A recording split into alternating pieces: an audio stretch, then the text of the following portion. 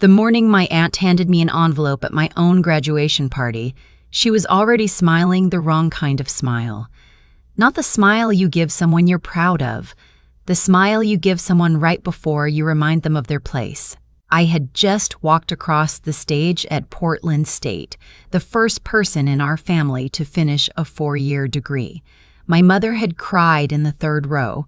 My cousin Derek had taken 17 photos on his phone, and my aunt, my father's older sister, the one who had run the family's finances since my grandfather passed, had stood in the back of the auditorium with her arms crossed and her lips pressed together like she was waiting for something to go wrong. Nothing went wrong. I walked. I shook the dean's hand. I smiled for the camera. And then we drove to the house she'd inherited on Maple Creek Road, the one with the wraparound porch and the garden my grandfather had planted 40 years ago, and she handed me that envelope over the fruit salad while everyone else was still pouring lemonade. "Go ahead," she said. "Open it. Consider it your graduation gift." I didn't open it right away. I set it beside my paper plate and looked at her, and she tilted her head just slightly, the way she always did when she was waiting to watch me react to something. My aunt had a talent for that. She could drop a grenade into a room and then stand perfectly still, watching the smoke. I had known her my whole life. She had been at every birthday, every holiday, every school play I was ever in. She sat in the front row at my father's funeral when I was 9 years old, dry-eyed and composed while the rest of us fell apart. Afterward, she had become the kind of presence in our lives that you couldn't exactly name. Not a caretaker, not a guardian, but something that hovered nearby and made its weight felt. She handled the estate after my father died. She managed the property, the accounts, the decisions. My mother had been too grieved and too overwhelmed to argue, and my aunt had stepped into that vacuum with a quiet efficiency that, looking back, I should have questioned much sooner. Growing up, I told myself she was just practical. Some people grieve through action, through control, through making themselves indispensable. I gave her that. I gave her years of that. But there were things I noticed, even when I was small. When my cousin Derek, her son, got a C on a math test, she called it a rough week. When I got a C on anything, she would look at my mother with an expression I couldn't name until I was much older, a look that said, "What did you expect?" When Derek wanted to play travel baseball and the fees were steep, she found the money without a conversation. When I needed new glasses and my mother mentioned it once at Sunday dinner, my aunt changed the subject. We bought the glasses on a payment plan. When Derek graduated high school, she threw him a party with a catered taco bar and a slideshow of his childhood photos set to an acoustic playlist. When I graduated, she said she'd host, and she served a fruit salad she'd made the night before and a sheet cake from the grocery store bakery with my name spelled wrong. It said Clarise instead of Clarice. I told myself it was a mistake. I told myself a lot of things were mistakes. My father had loved me, that I was certain of. He used to sit at the edge of my bed and read to me until I fell asleep, and he'd still be there when I woke up.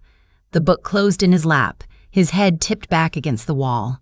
When I was 7 and I broke my arm falling out of the oak tree in the backyard, he carried me to the car himself and sat with me in the emergency room for 4 hours holding my good hand. He told me I was the bravest person he'd ever met. He died of a cardiac event on a Tuesday morning in March. I was 9. My mother called me in from the backyard and told me in the kitchen, and I remember looking at the window over the sink and thinking the sky was the wrong color for news like this. He had a will. I know he had a will because my mother told me, years later, that there had been one, but my aunt had been the executor. And the outcome of that estate, as far as I ever understood it, had mostly benefited the property on Maple Creek Road, which my aunt already lived in, and a set of accounts that she managed on behalf of the family, meaning on behalf of herself. My mother never fought it. She was exhausted and heartbroken, and she trusted that family didn't do that to each other. I was 28 now. I had a degree in accounting. I had spent 4 years learning exactly the kinds of things that, if I had known them at 9 years old, might have changed the entire shape of my life. I picked up the envelope. My aunt watched me. Inside was a single folded piece of paper. I opened it and read it, and then I read it again, because the first time I thought I had misunderstood. It was a letter.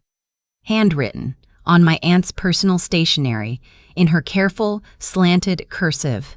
It said, and I am not exaggerating, I kept it, I still have it, that in light of my graduation, she felt it was time to be honest with me. That she had always had concerns about my place in the family, given certain questions about my father's estate that she had never felt comfortable raising. That she believed I should know, before I made any plans that assumed a connection to the family's remaining assets. That she had reason to question whether my father had truly intended for me to be included. That there was, as she put it, some ambiguity in his original intentions that she had chosen to manage quietly out of respect for my mother. She had written those words. Ambiguity in his original intentions. At my graduation party.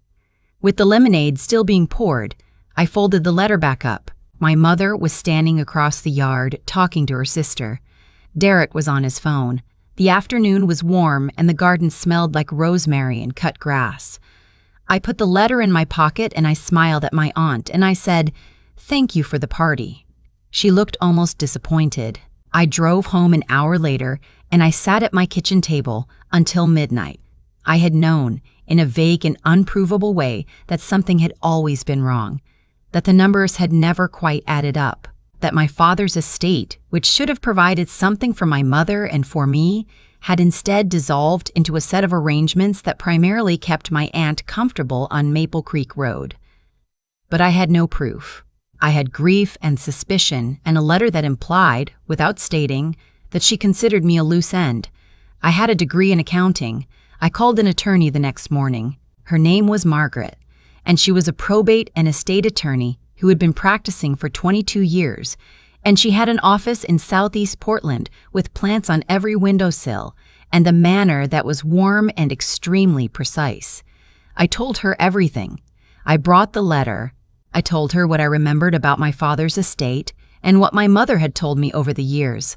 I told her about my aunt's role as executor and the property and the accounts. Margaret listened without interrupting. When I finished, she was quiet for a moment. "Do you have access to your mother?" she asked. "Yes, I'd like to talk to her. And I'd like to request the probate records from your father's estate. They're a matter of public record." I had not known they were public record. I had not known a lot of things that, it turned out, were simply a matter of asking. My mother was reluctant at first. She said she didn't want trouble. She said my aunt had always been difficult, but that didn't mean she had done anything wrong. She said she was tired and that fighting old grief felt like choosing to drown. I sat with her at her kitchen table, the same one where she had told me my father died, and I told her I wasn't asking her to fight. I was asking her to let me look. Just look. She agreed. The probate records arrived in pieces over the following weeks. Margaret walked me through them with a patience I will always be grateful for. My father had, in fact, had a will. It had been filed and probated in the county court as required. My aunt had been named executor, as I knew. What I had not known was the contents of the will itself. My father had left the house on Maple Creek Road, the house he had grown up in, the house his parents had built, to his sister, yes. But he had also established a separate account, a custodial account in my name, intended to fund my education. It had been seeded with money from the sale of some of his personal investments. The amount, in today's terms, would have covered my entire undergraduate tuition. The account had been closed 14 months after his death. The closing documentation listed my aunt as the authorized party. I sat in Margaret's office with the papers in my hands, and I thought about the glasses we bought on a payment plan. I thought about the scholarship applications I had filled out every year of college. I thought about the fruit salad and the sheet cake and the letter on the stationery with the word ambiguity written in careful, slanted cursive. Margaret said, "I want to be straightforward with you. What we're looking at here is potentially a breach of fiduciary duty. An executor has a legal obligation to act in the interest of the beneficiaries, not their own. Closing a custodial account designated for a minor and redirecting those funds is not a gray area." I asked her what that meant, practically. "It means," she said, "that you have the basis for a civil claim. It means we can pursue recovery of those funds with interest, and depending on how the documentation looks when we dig further, it may mean more than that." I asked how long it would take. She looked at me steadily. These things take time. But I want you to know that the records are clear. The paper trail exists. That's more than we have in most cases. I thanked her. I drove home. I did not call my aunt. I want to be honest about what the next several months were like, because it would be easy to describe what followed as a clean, satisfying arc. And it was, eventually, but it was not clean along the way. There were weeks when I second-guessed everything. My aunt was in her 60s. She had been in my life since I was born. She had shown up in her cold and complicated way at every significant moment. The idea that she had looked at a 9-year-old girl who had just lost her father and made a choice to take from her, it was not a thing I could absorb easily or all at once. My mother cried when Margaret explained the situation to her. Not from surprise, I think. More like recognition. The feeling of knowing something in your body for years and finally hearing it said out loud. Derek called me in October. He had heard through the family that there was some kind of legal matter being discussed. He did not ask me directly what it was. He asked me if I was really sure I wanted to stir things up. He said his mother was getting older and that stress wasn't good for her. He said he hoped I understood that, whatever I thought happened, family was more important than money. I let him finish. Then I said, she took money that my father left for me. I was 9 years old. He was quiet for a long moment. Then he said, I didn't know about any account. I believe he didn't. I believe that particular thing. I know, I said, but I need you to understand that this is not me stirring things up. This is me finding out what was always already true. He didn't respond. We have not spoken since. The settlement was reached in February, a little over 9 months after my graduation party. My aunt did not admit wrongdoing, which is standard in these agreements. Her attorney had clearly advised her that the documentation was not in her favor. The recovered amount, with interest and legal fees accounted for, was substantial, enough to change the material circumstances of my life in ways I am still adjusting to. She also, as part of the agreement, vacated the house on Maple Creek Road, which per the original will, which had never properly transferred title, had not been hers to occupy indefinitely without accounting to the estate. My mother chose not to keep the house. She sold it. She used part of what she received to take a trip she had wanted to take for 30 years to see the coast of Ireland where her grandmother was born. She sent me a photo from a cliff overlooking the Atlantic. She looked the way I remembered her looking before my father died, like herself, fully, without the weight of everything she'd been carrying. I keep that photo on my refrigerator. My aunt has not contacted me.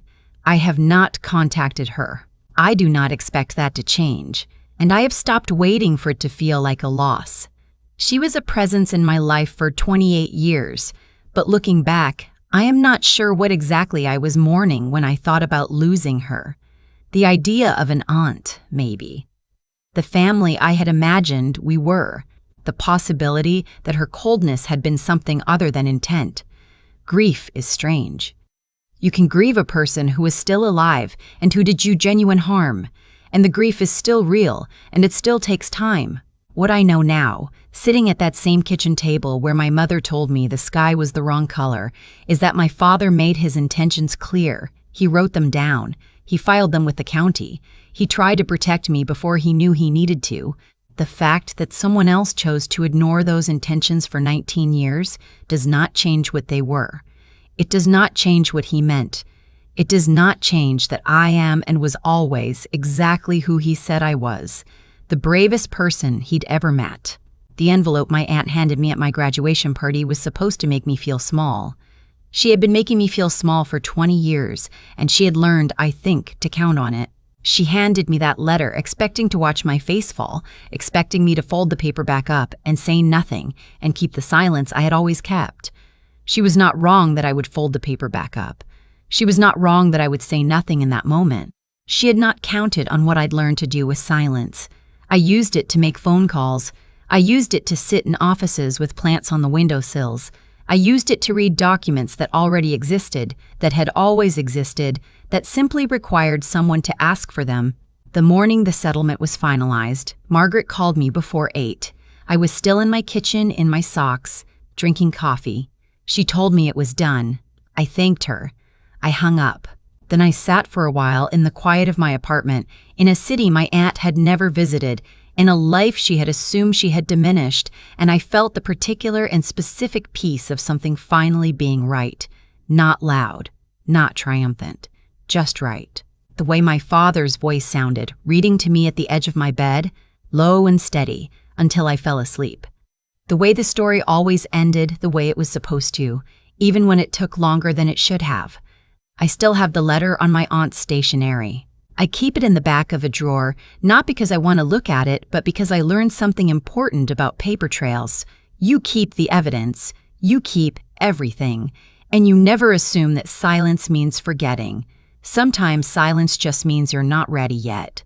Sometimes it means you're 28 years old and you just finished a degree in accounting and you know exactly what to do next, and you're simply waiting for the right moment to begin.